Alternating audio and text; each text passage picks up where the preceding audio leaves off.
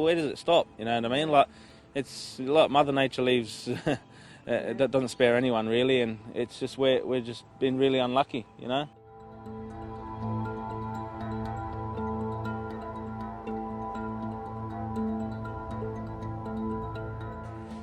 We currently, across New South Wales, have 64 evacuation warnings in place and 71 evacuation orders. That is impacting 32,000 people across New South Wales.